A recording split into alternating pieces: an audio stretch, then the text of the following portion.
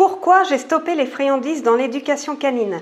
Bonjour et bienvenue, je vais vous expliquer pourquoi j'ai décidé de ne plus utiliser les friandises dans l'éducation canine. Il y a encore quasiment 2 ans, en février 2018, j'utilisais comme la plupart des éducateurs des friandises pour apprendre aux chiens à s'asseoir, se coucher, revenir au rappel, etc. Mais saviez-vous qu'on peut récompenser son chien autrement tout en valorisant ses bons comportements? Cette méthode est basée sur l'observation du chien, c'est-à-dire que vous allez féliciter ses bonnes actions avec la caresse et la voix le plus naturellement possible. En février 2018, j'ai reçu dans mon entreprise une assistante vétérinaire, éducateur canin aussi, qui m'a ouvert les yeux sur cette méthode.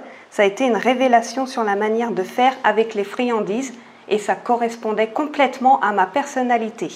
Vous ne voulez pas que votre chien crée une relation affective pour les friandises de la même manière que vous ne donnez pas à un enfant un bonbon dès qu'il fait quelque chose de bien. Ça s'appelle du chantage, ça devient un échange commercial alors que vous voulez créer plutôt une complicité. Je ne voulais plus fonctionner comme ça, lui offrir une friandise pour obtenir quelque chose.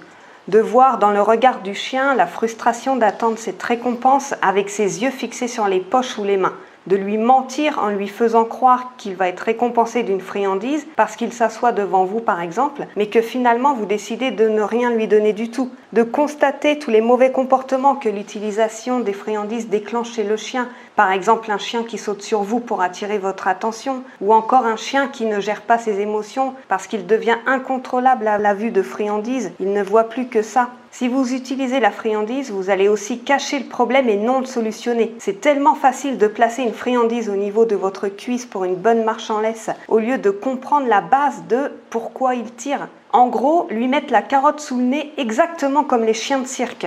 Ça en devient à utiliser des outils pour obtenir quelque chose sans penser que vos chiens sont bien plus intelligents que ça. Plutôt que d'utiliser des artifices comme les friandises, ne croyez-vous pas que la plus belle des récompenses pour votre chien est simplement de vous voir heureux? Ça ne veut pas dire qu'il faut interdire les friandises à votre chien. Au contraire, donnez-lui des friandises, faites-lui plaisir, même sans forcément lui demander quelque chose en échange. Imaginez votre liberté d'esprit de voir votre chien vous obéir et revenir au rappel sans avoir à trimballer partout vos friandises.